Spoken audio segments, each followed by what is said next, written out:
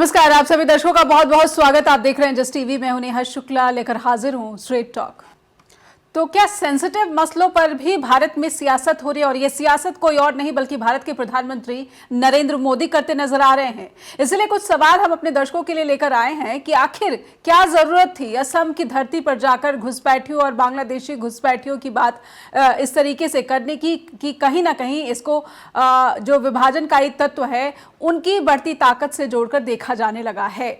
बांग्लादेश और भारत के साथ जिस तरीके के तनाव देखने को मिल रहे हैं, ऐसे में पीएम मोदी की बांग्लादेश पॉलिसी को लेकर भी गंभीर सवाल उठाए जाने लगे हैं। असम में घुसपैठ के मुद्दे पर पीएम मोदी की सियासी बयानबाजी। असम में अवैध बांग्लादेशी माइग्रेंट्स को कांग्रेस ने बसाया। वो कांग्रेस पर हमलावर हैं और वो बांग्लादेशी माइग्रेंट्स को अवैध तरीके से बसाने का आरोप विपक्ष कांग्रेस पर मढ़ते हैं। बीजेपी की सियासत बनाम पूर्वोत्तर भारत और सीमा पर तनाव, इसे कैसे देखा जाना चाहिए? भारत की जो पॉलिसी है नेबरहुड फर्स्ट पॉलिसी, इसके क्या मायने हैं? भारत का बांग्लादेश से बिगड़ता संबंध, और उसके बीच पीएम की असम यात्रा होती है और इस तरीके से सियासी बयानबाजी करते वो नजर आते हैं। पूर्वोत्तर भारत में घुसपैठ का कौन है जिम्मेदार? क्या गृह मंत्रालय नहीं है? क्या उसकी एजेंसियों की विफलता नहीं है? पूर्वोत्तर भारत में बढ़ रहा है पड़ोसी देशों से खतरा। क्या प्रधानमंत्री नरेंद्र मोदी इस बात को खुद स्वीकार कर रहे हैं? और फिर भारत की नेबरहुड फर्स्ट पॉलिसी के क्या मायने हैं, इसको हम समझने की कोशिश करेंगे। और एक बात यह भी कि पड़ोस में अस्थिरता है और भारत को कितना चौकन्ना होने की जरूरत है, और क्या भारत वाकई में चौकन्ना हो रहा है? क्योंकि दोनों ही देशों में जो हाई कमीशंस हैं, जिस सुरक्षा को लेकर दोनों देशों ने चिंता जताई है, वो बहुत ही गंभीर चिंता है। और पड़ोसी मुल्क होने के नाते और साथ साथ कट्टरपंथी ताकतों को जिस तरीके से मजबूती मिल रही है, जिस तरीके से हिंसा का दौर देखने को मिल रहा है, भारत जैसे लोकतांत्रिक देश को एक जिम्मेदाराना रवैया अपनाते हुए जरूर नजर आना चाहिए। लेकिन क्या यह जिम्मेदाराना रवैया अपनाया जा रहा है? हमारे साथ जुड़ चुके हैं foreign issues expert professor doctor DK Giri, और हम पूरी कोशिश करेंगे कि बिहारजीत मोइरांगथेम जो हैं सोशल एक्टिविस्ट मणिपुर से घुसपैठ के मुद्दे पर, वो भी हमारे साथ जुड़े। उनसे संपर्क नहीं हो पा रहा है, लेकिन डॉक्टर डीके गिरी, आपका बहुत बहुत स्वागत करती हूँ मैं स्ट्रेट टॉक के प्लेटफॉर्म पर। और शुरुआत में आपसे ही करना चाहूंगी, भारत और बांग्लादेश के जो संबंध है वो अपने निम्नतम सबसे निचले स्तर पर है। हाल के कुछ सालों में इतने बुरे, इतने कड़वे संबंध भारत और बांग्लादेश के बीच नहीं थे। जब एक दूसरे देशों की तरफ से आधिकारिक और औपचारिक रूप से बयान जारी कर निंदा की जा रही है, अपने हाई कमीशन की सुरक्षा व्यवस्था को लेकर सवाल उठाए जा रहे हैं, ऐसे में जब पीएम नरेंद्र मोदी वहां पर पहुंचते हैं और वो कहते हैं कि बांग्लादेशी घुसपैठिए जो है यहाँ पर एक अलग ही यानी कि मुस्लिम कम्युनिटी को यहाँ पर बढ़ाया जा रहा है वोट बैंक के लिए, सीधा सीधा, आप इसे कैसे देखते हैं प्रोफेसर डीके गिरी? ये जैसे आपने कहा, ये संगीन मुद्दा है। बांग्लादेश के साथ हमारा संबंध बिगड़ गया है और हाल में काफी बिगड़ गया है जी। उसका अनेक कारण है, लेकिन सत्यता ये है कि तो बिगड़ गया है जी। इस माहौल को हमें ठीक करना चाहिए, कारण प्रधानमंत्री का भी यही पॉलिसी रहा है कि नेबरहुड फर्स्ट। और वाजपेयी जी कहते थे अब अपना दोस्त को तो बदल सकते हो, लेकिन हम अपने दर्शकों को जानकारी दे दें कि बिहारजीत मोइरांगथेम जो हैं social activist from Manipur, he also joined our platform. तो आपका बहुत बहुत स्वागत करती हूँ बिहारजीत जी। हमारे साथ जुड़े हैं प्रोफेसर डॉक्टर डीके गिरी, फॉरेन इश्यूज एक्सपर्ट है। और जी गिरी सर, आप कंटिन्यू कर रहे हैं। हाँ, मैं यही कह रहा था कि आप अपना दोस्त को तो बदल सकते हैं, लेकिन अपने पड़ोस को नहीं बदल सकते हैं। वाजपेयी जी ने कहा था, ये उनका एक बड़ा मशहूर कथन है, तो उसको बाकी लोग भी मानते हैं। अब प्रधानमंत्री जी जब ये तो तीसरी बार है, पहला बार जो उन्होंने शपथ ग्रहण किए थे तो सारा नेबरिंग कंट्रीज को हेड्स को बुलाया था उन्होंने जी। तो ये बीच में कैसे बिगड़ गया पड़ोसियों से, ये एक सोचने का विषय है, उसमें अलग से हम चर्चा कर सकते हैं। लेकिन बांग्लादेश के ऊपर जो आप कह रहे हैं, और बांग्लादेश के साथ भी अच्छा संबंध था हमारा। और शेख हसीना जो थी बांग्लादेश में, इंडिया में पढ़ी थी और पढ़ाई की थी, और मुजीबुर रहमान का बेटी थी, तो ये काफी हमारा संबंध अच्छा था जी। लेकिन बांग्लादेश में जैसे ही अंदरूनी उनका राजनीति बदला और वो एक तरह से भारत विरोधी हो गया। उनका जो मनोभाव पब्लिक में भी और जो कट्टरपंथी हैं तो है ही, लेकिन जनसाधारण में भी एक एंटी इंडिया सेंटिमेंट चल रहा है अभी। जी मोहम्मद यूनुस साहब भी अच्छे व्यक्ति हैं। इंडिया में जो ग्रामीण बैंक से उनको नोबेल प्राइज मिला है, और ग्रामीण बैंक के जो प्रयोग उन्होंने इंडिया में भी किया था, वो आए थे इंडिया में, काफी बार आए, नेहरू अवार्ड मिला उनको, मैं बल्कि उनके साथ 1 महीना रहा। लेकिन अब वो एक डिफैक्टो हेड बनाए हुए हैं, जी आर्मी से आर्मी का रिमोट कंट्रोल पे है। तो आर्मी में पाकिस्तान में हो चाहे बांग्लादेश में हो, जी दुर्भाग्यवश कट्टरपंथियों का एक नेतृत्व चल रहा है। तो इस समय पे जी प्रधानमंत्री जी को बांग्लादेश को छेड़ देना, एक आसाम का, ये तो बहुत पुरानी, जो बांग्लादेश का जो घुसपैठ सब आ रहे हैं, यहाँ रह रहे हैं, ये बहुत पुरानी इशू है पूरा नॉर्थ ईस्ट में। आसाम में ही नहीं, मणिपुर में भी इसका शिकायत है कि, और बर्मा से आके लोग यहाँ पे प्रॉब्लम कर रहे हैं। तो ये काफी दिनों से चल रहा है, और उसके लिए एक आसाम में आंदोलन भी हुआ, और प्रफुल्ल महंत स्टूडेंट मूवमेंट हुआ, आसाम गण संग्राम पर परिषद प्रोफेसर सरकार गिरी, हुआ। मेरा सवाल तो वही है कि क्या पीएम मोदी बांग्लादेश के साथ जो तल्ख रिश्ते हैं उसकी गंभीरता को समझ रहे हैं जब वो बांग्लादेशी घुसपैठियों का जिक्र करते हैं, खास करके ऐसे वक्त में जब टेंशन्स बहुत ज़्यादा हैं, दोनों ही मुल्क जो हैं एक दूसरे के माइनॉरिटी के उसके लिए, सुरक्षा के लिए एक दूसरे पर आरोप मढ़ रहे हैं? इसमें नेहा जी दो पहलू है, इसका दो इंटरप्रिटेशन किया जा सकता है। जी जो प्रधानमंत्री जी ने जो भाषण में कहा, ये तो जैसे कहते हैं अंदरूनी राजनीतिक का जी मुझे लगता है एक छोटा सा ब्रेक ले लेना चाहिए। हमारे साथ बिहार जी भी जुड़ चुके हैं मणिपुर से, उनसे भी समझने की कोशिश करेंगे कि आखिर घुसपैठ पूर्वोत्तर भारतीय राज्यों में कितनी ज्यादा बड़ी समस्या है कि भारत का केंद्रीय गृह मंत्रालय भी इस समस्या पर लगाम नहीं लगा सका है, जबकि तीसरे कार्यकाल में एनडीए सरकार, जो कि बीजेपी लीडरशिप वाली एनडीए है, लेकिन उसके बावजूद जब पीएम नरेंद्र मोदी असम यात्रा पर जाते हैं तो उनको घुसपैठ एक बहुत बड़ा मसला लगती है विपक्ष को घेरने के लिए। एक ब्रेक के बाद लौटते हैं, और आप दर्शकों से अनुरोध कि जुड़े रहिए जस्ट टीवी के साथ। तो सेंसिटिव मसले और क्या इस पर सियासत हो रही है, जबकि ध्यान रखना चाहिए कि इस वक्त मामला बहुत ही संवेदनशील हो रहा है, बहुत ही तनावपूर्ण हो रहा है।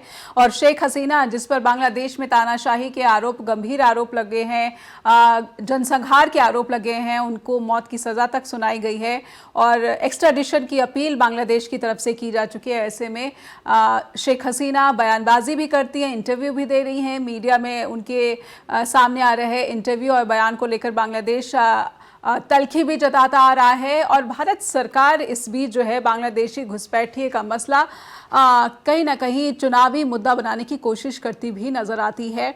असम की यात्रा 2 दिनों की प्रधानमंत्री नरेंद्र मोदी की, और वो घुसपैठ का मुद्दा उठाते हुए विपक्ष को घेरने की कोशिश करते हुए देखे गए हैं। हमारे साथ बिहारजीत मोइरांगथम जुड़ रहे हैं, मणिपुर से सोशल एक्टिविस्ट।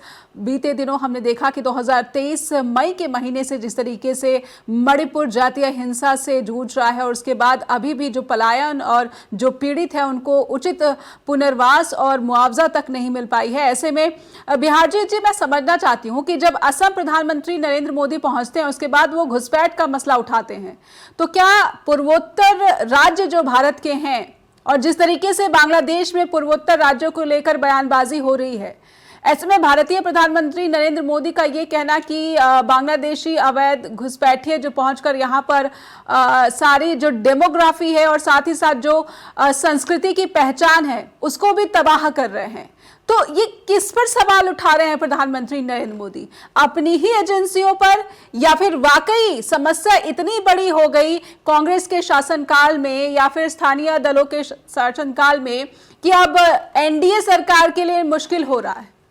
जी कि प्रधानमंत्री जी जिसको सवाल उठा रहा है जी, वो अपने सरकार को सवाल उठा रहा हूँ मेरे ख्याल से, क्योंकि देश को भलाई करने के लिए, देश की सेवा करने के लिए जनता ने बीजेपी को चुनाव किया था जी। तो बीजेपी को सरकार बनाने के लिए जनता ने उसको उरादन किया था, कुर्सी पर इसलिए बिठाया जी। हाँ, कुर्सी पर बैठाया। हम्म। तो देश की जो भलाई करना है तो सरकार की होगी, बीजेपी गवर्नमेंट की होगी, प्रधानमंत्री की होगी। जी तो फिर भी जनता को फिर सवाल उठाने की कोई जरूरत नहीं है।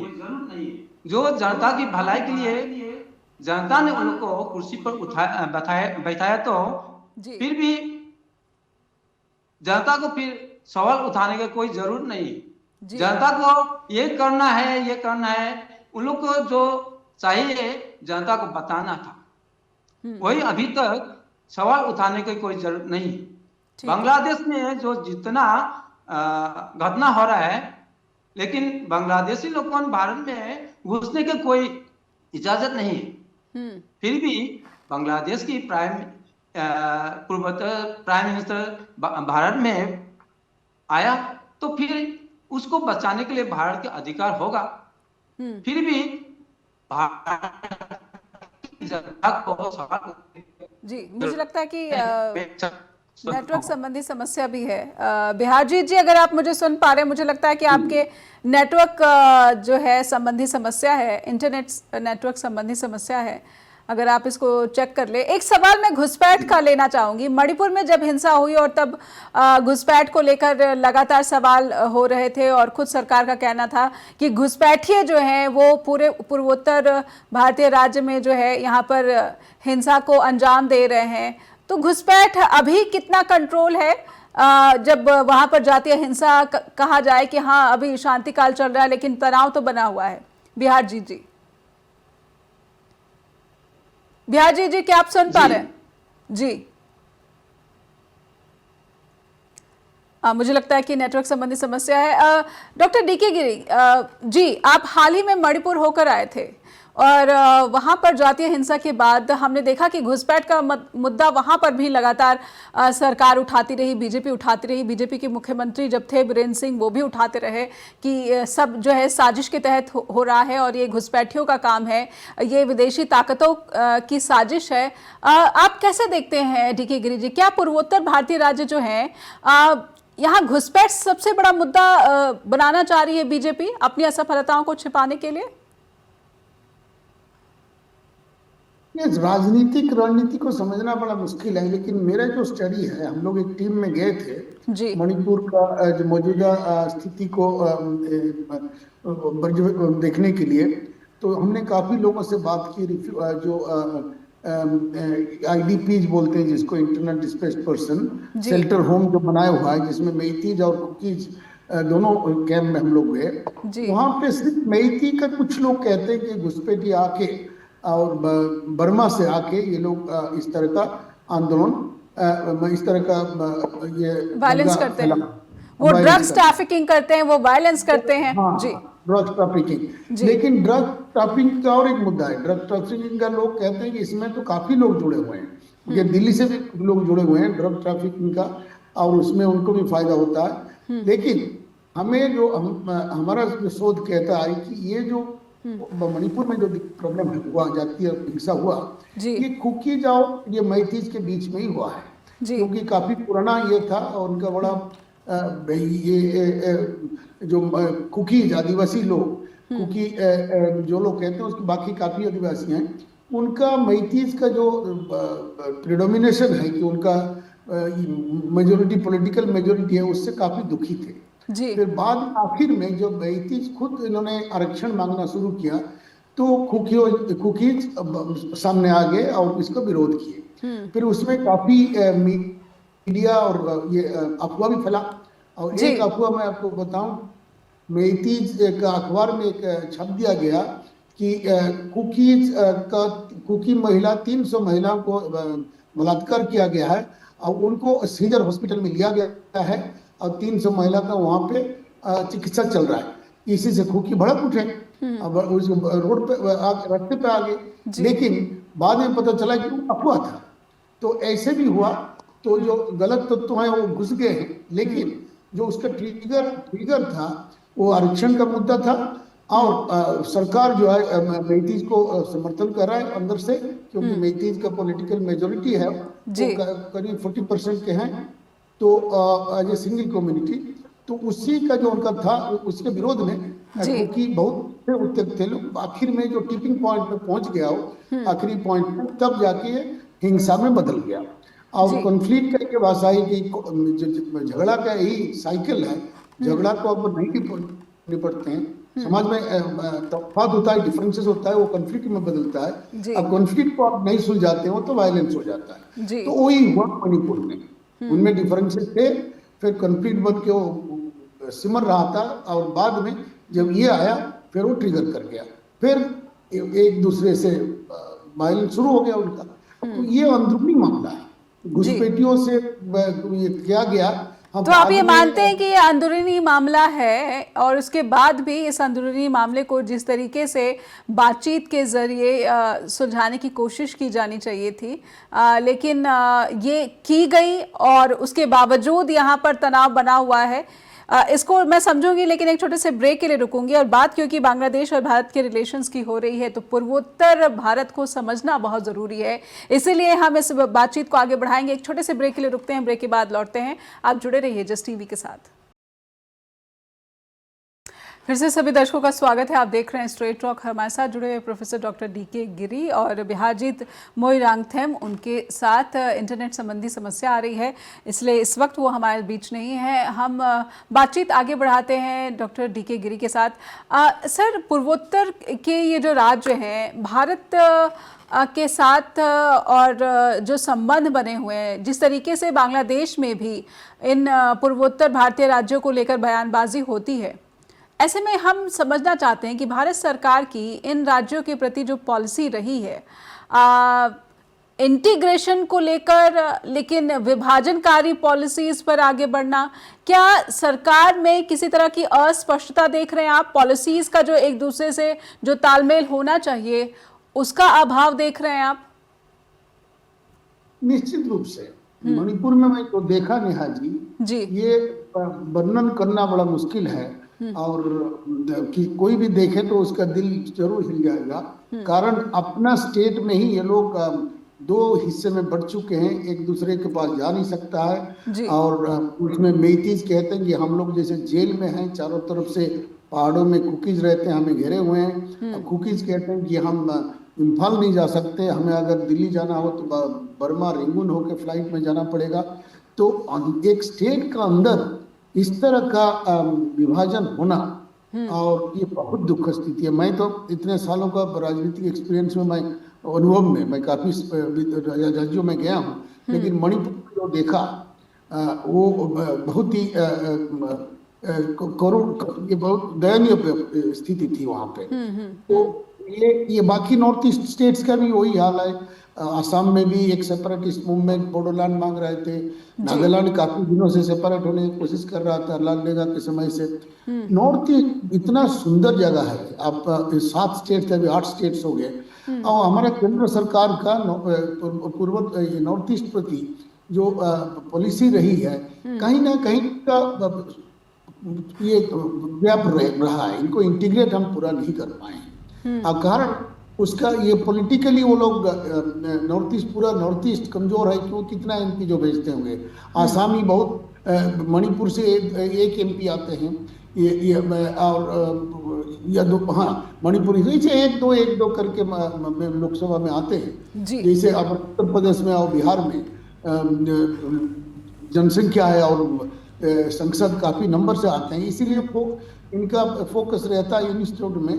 और नॉर्थ ईस्ट, इसीलिए हाँ एक नॉर्थ ईस्ट डिपार्टमेंट बना हुआ है, एक मंत्रालय भी है नॉर्थ ईस्ट का अलग से, लेकिन डेवलपमेंट प्रोजेक्ट कभी कभी देने के सिवा, और उनको सही माने से लोगों को हम पीपल टू पीपल कॉन्टैक्ट कहते हैं, और लोगों को और हम पूरा भारत के साथ इंटीग्रेशन कराने में केंद्र सरकार को कमी रही है। और यहाँ का भी लोग जाना चाहिए, जाने का, वहाँ का टूरिज्म का सुविधा करना चाहिए कि बाकी देशों के लोग जाके देखें कितना सुंदर नॉर्थ ईस्ट स्टेट्स हैं, कितना अच्छा कल्चर है, और कितना अच्छा प्राकृतिक संपदा है। ये सब देखने से लोगों को अच्छा लगेगा। वहाँ से भी लोग आ रहे हैं, लेकिन पलायन करके आ रहे हैं, मजबूरी से आ रहे हैं। उनको भी बल्कि वहीं रहना चाहिए, नॉर्थ ईस्ट में डेवलप करना चाहिए। और लोग अपना जगह छोड़ के जाना नहीं चाहते, अपना जमीन। लेकिन मणिपुर में जो हुआ, और जहां उनको मौका मिला वहीं भाग के। अब मणिपुर का ये स्थिति है कि जो ह्यूमन राइट्स, मानवाधिकार के लिए लड़ते हैं, और खुकी में चुरुचंद्रपुर में लोग बसे हुए हैं, और इम्फाल में, ये जाके मिलते हैं शिलोंग में। अपना देश, अपना मणिपुर में नहीं मिल सकते दूसरे से। जी जी, शिलोंग जाना पड़ेगा। शिलोंग में उनका मीटिंग होता है, वहां पे जाके जो ये मानवाधिकार का जो कार्यकर्ता है वहां जाके मिलते हैं। ये बड़ा दुखद स्थिति है। तो आपका जो सवाल था कि नॉर्थ ईस्ट के प्रति हमारा ये रही, तो अब नॉर्थ ईस्ट में घुसपैठ वाली बात, एक बर्मा है, दूसरा बांग्लादेश है, फिर चाइना भी तरह से है, लेकिन अरुणाचल से जुड़ा हुआ है। बट वहां से कोई घुसपैठ का तो देखिए, जहां बॉर्डर, ये बॉर्डर का मामला है, कॉम्प्लिकेटेड है अंदर जाना। तो हमारा इतना बॉर्डर सिक्योरिटी है, इंडो तिब्बतन पुलिस फोर्स है, आईटीबीपी है, एसएसबी है, ये सब पैरामिलिट्री है, आर्मी है।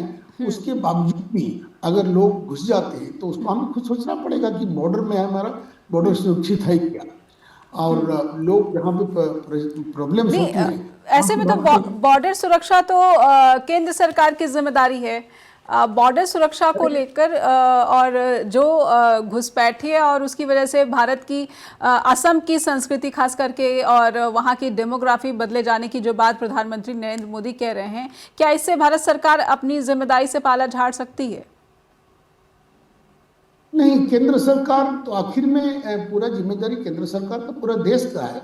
मणिपुर में लोग कह रहे थे हमको, मैं समझने का कोशिश कर रहा था, कहते हैं केंद्र सरकार चाहे तो ये जो समस्या है दो दिन में मिट सकता है जी। और केंद्र सरकार कोई कदम ही नहीं उठा रहे। और ये भी कहा गया कि अभी हाल में चुरुचंद्रपुर गए थे, हमारा माननीय प्रधानमंत्री गए थे, वहां भाषण दे के आए। अब कोई डैम था या कोई ये कैनाल था, उसका उद्घाटन करके आए। लेकिन लोगों का कहना है कि उन्होंने अपने भाषण में मणिपुर में जो दंगा हुआ है उसका कोई जिक्र नहीं किया। ऐसे उसका दंगा का जो लोगों के बीच में कम्युनिटीज का, जिसको कहते हैं आपसी फिर मिलन हो, रिकंसिलिएशन हो, तो वो नहीं। ऐसे में जैसा आपने कहा कि मणिपुर में जो हुआ उस पर प्रधानमंत्री ने पूरी खामोशी अख्तियार करके रखी, और अब जो भारत और बांग्लादेश के बीच हो रहा है उस पर भी प्रधानमंत्री नरेंद्र मोदी की जो खामोशी है, इसे आप कैसे देखते हैं? ये इसको वो खामोशी उनकी बहुत कुछ कहा जाता है। और एक प्रधानमंत्री थे, कुछ नहीं कहना भी माने कुछ नई डिसीजन लेना भी डिसीजन है। तो ये प्रधानमंत्री बहुत सातिर और बहुत ही उनका राजनीति में दूरदर्शी माने जाते हैं जी। हाँ, दूरदर्शी माने जाते हैं, बहुत सख्त मिजाज के आदमी जो डिसीजन लेते हैं, कड़े फैसले लेने वाले प्रधानमंत्री कहे जाते हैं, एकदम कड़ी फैसला लेने का ताकत रखते हैं। तो ये सब उनका प्रशंसनीय होना है। और काफी कोई प्रधानमंत्री इस तरह का डिसीजन नहीं ले सकता। लेकिन जब ये चुप रहते हैं, उसको थोड़ा सा उस चुप्पी को हमें इंटरप्रेट करना मुश्किल हो जाता है। तो और एक भी कहा जाता है silence is sine of approval, ये भी कहते हैं जी जी। चुप रहते हैं तो जो हो रहा है उसमें आप उसमें कुछ अगर नहीं कह रहे हैं तो बस चाहते हैं कि शायद इसको होने दीजिए, ये भी कहा जा सकता है। लेकिन ये अगर ऐसा ही है DK Giri ji, kind of approval, silence यानी कि काइंड ऑफ अप्रूवल, यानी कि जो हो रहा है होने दीजिए, अगर यही रणनीतिक भाषा में इसे समझा जाए तो पूर्वोत्तर के राज्य और फिर बांग्लादेश के साथ ये जो तनाव है, ये पूरा का पूरा जो रीजन है, ये जो रीजनल पीस है, इसकी जिम्मेदारी में भारत कितना सीरियस दिख रहा है। बांग्लादेश में शेख हसीना के तख्ता पलट के बाद से लगातार अस्थिरता है, तनाव है, अभी चुनाव भी होने वाले हैं। क्या भारत रीजनल प्लेयर के रूप में, क्या भारत रीजन में एक डेमोक्रेटिक ताकत के रूप में बिहेव करता हुआ, बर्ताव करता हुआ देखने को मिल रहा है। हम 2023 में मणिपुर में हिंसा हुई, उसके बाद जिस तरीके से हमारी पॉलिसीज हुई, हमने कहा कि हम अपने बॉर्डर की फेंसिंग करेंगे, फेंसिंग पर काम करना शुरू हुआ। उसके बाद भी बांग्लादेश की घुसपैठियों की बात हम झारखंड के चुनाव में, हम बिहार के चुनाव में, जहां भी चुनाव होते हैं वहां पर घुसपैठियों की बात लेकर आते हैं। और अब जिस तरीके से कट्टरपंथी ताकतें तो भारत के खिलाफ शुरू से ही जो है बांग्लादेश में मौजूद रही हैं, वो प्रो पाकिस्तानी जो नैरेटिव है उसको मजबूत बनाने की कोशिश करती रहती हैं। ऐसे में कहीं ना कहीं जनता की भावनाओं को भी उनको साथ मिलने लगता है। क्या इस वक्त बांग्लादेश में एंटी इंडिया जो इमोशंस जो मजबूती पकड़ रहा है, जिसके आगे जो है हमने देखा कि एक हिंदू की भी हत्या कर दी गई पीट पीट कर, और उस घटना को लेकर भी भारतीय सरकार की जो गतिविधि रही या फिर अप्रोच रहा, उसकी भी कड़ी निंदा हो रही है कि भारत में जब अल्पसंख्यक माइनॉरिटी के खिलाफ कोई हिंसा होती है और जिस तरीके से एजेंसियां उस पर कार्रवाई करती हैं, उसका हवाला देते हुए बांग्लादेश के जो विदेश मंत्रालय के सलाहकार है, उन्होंने कहा कि माइनॉरिटी की सेफ्टी रीजनल रिस्पॉन्सिबिलिटी है। तो ये रीजनल रिस्पॉन्सिबिलिटी बांग्लादेश निभाता हुआ दिख रहा है। उसने कुछ गिरफ्तारियां की, दीपू दास की जिस तरीके से हत्या की गई उसके बाद, और भारत पर सवाल उठा रहा है साथ साथ। इसे कैसे देख रहे हैं? बांग्लादेश भी आंखें दिखा रहा है भारत को। ये जो पड़ोसी देश हैं, बांग्लादेश हुआ, पाकिस्तान हुआ, ये जो माइनॉरिटी के ऊपर जो उन्होंने जुल्म किया है, तो वो तो पूरा निंदनीय है और उसका पूरा दुनिया उनको विरोध करना चाहिए। और आज़ादी के समय पाकिस्तान में जितने हिंदू थे, अभी वो लेस देन 1% रह गए हैं। 15%, 20% करीब थे आज़ादी के समय। और बांग्लादेश में भी आपने एक मिसाल दिया, उदाहरण दिया। तो ये माइनॉरिटी के प्रति जो इनका इंटॉलरेंस है, ये एक बड़ा निंदा होना चाहिए। लेकिन और एक बात आपने पहले पूछा था कि इसमें जो अपना ये रीजनल पीस को कायम करने के लिए भारत को कितना जिम्मेदारी दिखानी चाहिए। हाँ, भारत सबसे बड़ा देश है और ये अच्छी एक देखने को मिल रहा है कि भारत वर्ल्ड स्टेज में तो एक्टिव है। डोनाल्ड ट्रंप भी भारत को निशाना बनाते हैं, उससे भारत का नाम दुनिया भर होता है। क्योंकि लगता है कि ट्रंप भी भारत से परेशान है, भारत का बढ़ती हुई ताकत से। ये एक छवि बन रहा है, वो अच्छी है। लेकिन अपना रीजन में, जो अपना नेबरहुड में शुरुआत बहुत अच्छा किया था प्रधानमंत्री जी ने। और जब एक बार नेपाल गए थे वो, नेपाली लोग मुझे कहते थे, नेपाली राजनीति और आम जनता कहते कि अब पूरा नेपाल मोदी मोदी मोदी मोदी कर रहे हैं, और इतना प्रभावित हुए थे वो।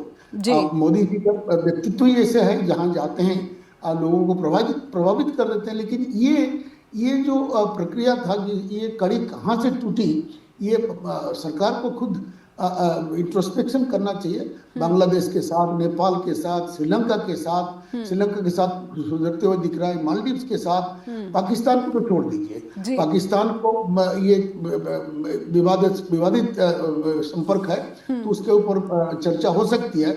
और पाकिस्तान को छोड़ के मोदी जी ने एक बहुत बढ़िया इनिशिएटिव लिया। सार्क एक तरह से स्थगित हो गया, सार्क करके जो यूनियन था, मोदी जी ने बिम्स्टेक बनाया, जिसमें थाईलैंड है, बर्मा है। तो इन्होंने बाकी देशों को भी जोड़ा, पाकिस्तान को छोड़ के बाकी सब है। तो ये बनाया। लेकिन बिम्स्टेक होते हुए भी प्रधानमंत्री अगर चाहें तो ये रीजनल पीस ये कर सकते हैं। उनकी अच्छा शुरुआत हुआ था, और बाकी पाकिस्तान को छोड़ के बाकी देशों से हमारा कोई दुश्मनी नहीं, और बल्कि ऐतिहासिक संबंध रहा है। दूसरी बात मैं कहना चाहूंगा, जो आरएसएस जो एक बहुत बड़ा संस्था है और विचारशील संस्था है, उनका इमेज जो, उनका जो रणनीति है और उनका जो सोच है कि अखंड भारत की। अखंड भारत में आप देखिए, बांग्लादेश भी आ गया, पाकिस्तान भी आ गया, और अफगानिस्तान का कुछ हिस्सा आ गए, जो पुराना भारत वर्ष था। तो अगर ये उनका सोच है, तो ये संपर्क जब तक हम ठीक नहीं करेंगे, तब तो अखंड भारत का सपना तो शुरू ही नहीं हो पाएगा। तो ये मैं थोड़ा सा ये अंतर मतलब आप एक जो है विरोधाभास देख पा रहे हैं एक पॉलिसी क्रैश देख पा रहे हैं, क्लैश देख पा रहे हैं। एक पॉलिसी और एक विजन का जो है मेल जोल आपस में नहीं दिख रहा है। लेकिन क्योंकि पूर्वोत्तर के जो राज्य हैं वो नेशनल सिक्योरिटी के लिहाज से भी बहुत ही इम्पोर्टेंट है, तो नेशनल सिक्योरिटी की जब बात आती है और फिर बांग्लादेश घुसपैठी का जिक्र और बांग्लादेश के साथ ये तनाव, कहीं ना कहीं इंसर्जेंसी नॉर्थ ईस्ट स्टेट में जिस तरीके से हमने देखा है कि दशकों इंसर्जेंट जो है यहाँ पर अपना प्रभाव जमाने की कोशिश करते आ रहे हैं, और अब जब बांग्लादेश के साथ स्थिति इतनी तनावपूर्ण हो गई है तो फिर सिक्योरिटी के लिए भी बहुत बड़ा एक जो है एक थ्रेट या फिर चुनौती निकलकर सामने आ रही है। ऐसे में ज़रूर समझा जाना चाहिए कि भारत सरकार की जो पॉलिसी है नेबरहुड फर्स्ट पॉलिसी, इस पर ये टीका टिप्पणियों का दौर है, इसे कैसे देखा जाना चाहिए, क्या इसे अवॉइड किया जा सकता था इस वक्त जब बांग्लादेश में चुनाव होने वाले हैं, जहां भारत को एक लोकतांत्रिक देश के रूप में, एक लोकतांत्रिक ताकत के रूप में बांग्लादेश के चुनाव में कहीं ना कहीं एक ऑब्जर्वर के रूप में या फिर मददगार देश के रूप में एक रोल निभाते हुए देखा जाना चाहिए। अभी तू मैं वाली स्थिति दिख रही है। एक ब्रेक के बाद लौटते प्रोफेसर डीके गिरी हमारे साथ लगातार जुड़े हुए और समझने की कोशिश को आगे बढ़ाएंगे कि भारत और बांग्लादेश ये जो तू मैं चल रही है ये भारत के लिए सही नहीं है, रीजनल पीस के लिए सही नहीं है, और भारत की अंतर्राष्ट्रीय स्तर पर भी जो एक जिम्मेदारी है उसको भी बड़ा नुकसान पहुंचाती है। एक ब्रेक के बाद हाजिर होते हैं। फिर से स्वागत है आप सभी दर्शकों का। आप देख रहे हैं स्ट्रेट टॉक और सीधा सीधा हम समझने की कोशिश कर रहे हैं कि भारत के प्रधानमंत्री नरेंद्र मोदी आखिर किस तरह की विदेश नीति या फिर बांग्लादेश नीति का परिचय दे रहे हैं, किस तरीके से वो सियासत की रोटियां सेकते दिख रहे हैं, या फिर भारत और बांग्लादेश के बीच जो तनाव चल रहा है उसे वो गंभीरता से देख रहे हैं। और भारत का विदेश मंत्रालय जिस तरीके से जवाब दे रहा है बांग्लादेश में एंटी इंडिया नैरेटिव या फिर प्रोटेस्ट को लेकर, उसे क्या प्रधानमंत्री नरेंद्र मोदी ध्यान से देख रहे हैं, अपने जहन में रखे हुए हैं जब वो असम की यात्रा पर जाते हैं और बांग्लादेशी घुसपैठियों को लेकर आरोपों का जो है दौर शुरू करते हैं। हमारे साथ प्रोफेसर डॉक्टर डीके गिरी जुड़े हुए हैं। प्रोफेसर डॉक्टर डीके गिरी, अभी बांग्लादेश में चुनाव चल रहे हैं और चुनाव के तहत ही चुनावी रैली के जरिए एनसीपी के एक लीडर है हसनत अब्दुल्ला, उन्होंने आरोप लगाया कि उस्मान हादी को गोली मारने वाला जो है वो भारत भाग गया, और फिर क्योंकि पूर्वोत्तर के जो राज्य हैं वो बांग्लादेश की सुरक्षा, बांग्लादेश की सरकार के साथ भारत की मित्रता पूर्ण संबंध रहे, ये बहुत ज़रूरी हो जाता है। कई सारे जो इंसर्जेंट हैं वो भारत में पूर्वोत्तर राज्यों में हिंसा करके या फिर जो भी अपराध करके वो भाग जाते हैं। ये जो सौहार्दपूर्ण दोस्ती मित्रता बनी रही, इससे एक दूसरे के दुश्मनों को सौंपने का या फिर एक दूसरे के राष्ट्रीय सुरक्षा को लेकर जो चिंताएं हैं उसको मिलकर निपटाने की ये परंपरा चली आ रही थी दोनों देशों के बीच। लेकिन इस परंपरा का क्या ख्याल रखा जा रहा है? नहीं, ये तो ख्याल नहीं रखा जा रहा, तो देख ही रहा है जी। कारण ये हमने सही कहा, ये कॉमन सिक्योरिटी का जो कॉन्सेप्ट है कि मिलके अपना सुरक्षा करना चाहिए, तभी जाके सिक्योरिटी बना रहेगा। और देश के बीच में अगर तनाव हो तो अंदरूनी उसका भी प्रभाव पड़ेगा जी। ये पूर्वोत्तर राज्यों में जितना इंसर्जेंसी होता है वहीं तक सीमित है। और ये खुशी की बात यह है कि पूर्वोत्तर राज्यों में भी केंद्र सरकार को चाहते हैं, केंद्र सरकार यहाँ पे आए और हमारे मसला को सुलझाए। और जैसे सीआरपीएफ वाला इतना अच्छे मदद करते हैं। अब कुकी के लोग जैसे सीआरपीएफ उनको मदद कर रहा है करके वो लोग कहते हैं कि पक्षपात कर रहा है, लेकिन सीआरपीएफ का काम है शांति बना के रखना। तो ये केंद्र के जब फोर्सेस हैं अच्छे काम करते हैं और उनमें वो जिसमें कश्मीर में कभी कभार उनका आलोचना होता है, ये पूर्वोत्तर राज्यों में नहीं मिलता उनका आलोचना। वो तो चाहते हैं कि केंद्र सरकार और उनको अंदर घुसे और उनका सहायता करे, लेकिन ये नहीं हो रहा है। तो राजनीति को अगर हम जोड़ते हैं तो ये सब काम ये पॉलिसीज में तब थोड़ा दिक्कत हो जाता है, क्योंकि जैसे मैंने पहले आपको बताया था पूर्वोत्तर राज्य सब मिलके 8 राज्य मिलके भी राजनीतिक हिसाब में वो मजबूत नहीं है, क्योंकि उनका संख्या कम है। इसीलिए शायद उनको नजरअंदाज किया जाता है, लेकिन वो नहीं होना चाहिए। जी जी एक और प्रधानमंत्री जी हमारा अच्छी अच्छी बातें कहते हैं, हमको हमारा छाती फूल जाता है जब जाके विदेश में सब वो कहते हैं कि वो भारत गणतंत्र का जननी है, भारत जो है गंगा जमुना तहजीब का एक अनोखा मिसाल है। ये ऐसा भारत का संस्कृति में हमारा कहीं हिंसा और तनाव का कोई ये प्रश्न नहीं है। ये सब कहते हैं तो अजय भारतीय हमारा छाती गर्व में फूल जाता है। लेकिन ये जब हमारा देश के अंदर और पड़ोसियों के साथ यही चीज करना चाहिए, ये मोदी जी के लिए बड़ा आसान है और लेकिन क्यों नहीं हो पा रहा है, ये मेरा समझ से परी है। और क्योंकि मोदी जी चाहें, जैसे मणिपुर वाले ने कहा कि भाई केंद्र सरकार चाहे तो 2 दिन में बदल जाएगा, और चुनाव को इतना और एक बात मैं कहना चाहूंगा जी, प्रधानमंत्री जी अपने स्थान में अपने सत्ता में पूरा सुरक्षित है। As a student of politics मैं ये कहना चाहूंगा कि प्रधानमंत्री को अभी राजनीतिक चुनौती देने लायक कोई नहीं है जी। तो वो इन मुद्दों के चयन से खुद को रोक सकते हैं। बिल्कुल। तो प्रधानमंत्री जी अगर वो खुद और सुरक्षित महसूस करें तब तो ये क्या कहा जा सकता है, क्योंकि बाकी लोगों को सबको लग रहा है कि प्रधानमंत्री जी को जब तक वो जिंदा हैं, जब तक वो चाहें वो राज करेंगे। तो इसीलिए उनको चुनावी मुद्दा बनाने का किसी इशू का जरूरत नहीं है। और खुल के वो जो देश प्रेम कहते हैं, मैंने उनको एक दिन सामने सुना है कि मैं एक पल जो है देश के लिए मैं अपने उत्सर्ग कर दिया मैंने, और बहुत कठिन काम करते हैं, बहुत कठिन काम करते हैं, कमिस होते हैं और इतना हार्ड वर्क कर रहे हैं। और वो कहते हैं कि मेरे को तो सब कुछ मिल गया, मुझे और क्या पाना है, मैं जहाँ से आया था मैं प्रधानमंत्री बन गया, उससे आगे तो कुछ है नहीं। तो मेरा सारा आशा का पूर्ति हो गया जब ये है, तो मैं सिर्फ देश के लिए अपना हर पल देना चाहता हूँ। तो ये इसमें कोई संदेह नहीं है कि प्रधानमंत्री जी देश के प्रति उनका निष्ठा नहीं आई कि कुछ करना नहीं चाह रहे, नहीं वो नहीं है।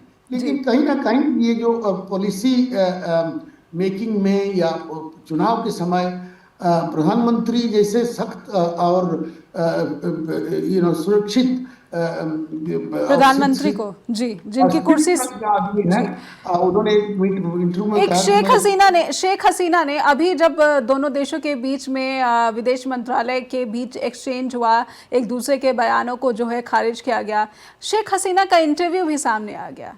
भारत की एक जो समाचार एजेंसी है उसने शेख हसीना का इंटरव्यू लिया, जिसमें शेख हसीना ने कहा कि ये सब यूनुस की जो है शह पर हो रहा है, भारत विरोधी ये तमाम जो प्रदर्शन हो रहे हैं, यानी कि वो पूरी सियासी बयानबाजी में लगी हुई है। क्या भारत की जो फॉरेन पॉलिसी है या फिर भारत की ये जो मित्रता दिखाने वाली कि वो शेख हसीना को क्योंकि व्यक्तिगत रूप से मित्र समझते हैं प्रधानमंत्री नरेंद्र मोदी, जबकि शेख हसीना के खिलाफ वहां पर बांग्लादेश में राजनीतिक रोटियां सेकने की कोशिश हो रही है, शेख हसीना का इंटरव्यू का सामने आना कैसे देख रहे हैं सर? तो शेख हसीना का जो इंटरव्यू मैं उसमें पूरा सहमत नहीं हो पा रहा हूँ। कारण शेख हसीना हो कोई भी अगर शरण के लिए आया है, हमारा और अंतर्देशीय नीति भी ये कहता है कि आपको शरण देना है। तो चाहे वो कोई भी हो, अपना देश में दोषी हो ये कुछ भी हो, तो आपको शरण देना है और समय पर होने पर उसको वापस भी भेजा जा सकता है। लेकिन इसमें शेख हसीना अगर उनका जान को खतरा था और भारत में आए तो उनको शरण देने में कोई, दलाई लामा को शरण दिया कितने दिनों से, देखिए।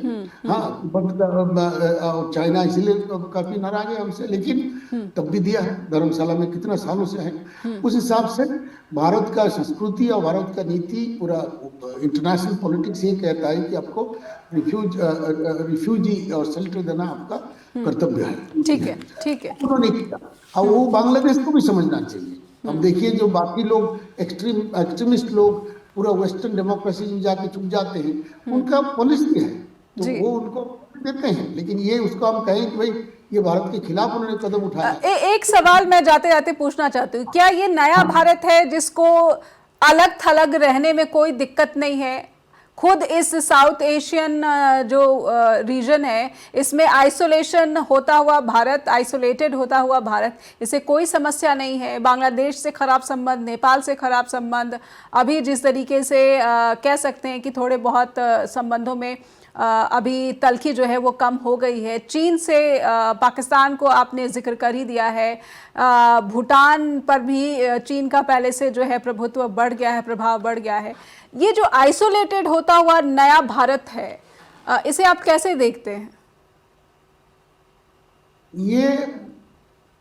ये दिख रहा है और हो भी रहा है, लेकिन मैं कतई ये मानने के लिए तैयार नहीं हूँ कि प्रधानमंत्री हमारा ये चीज चाहते हैं।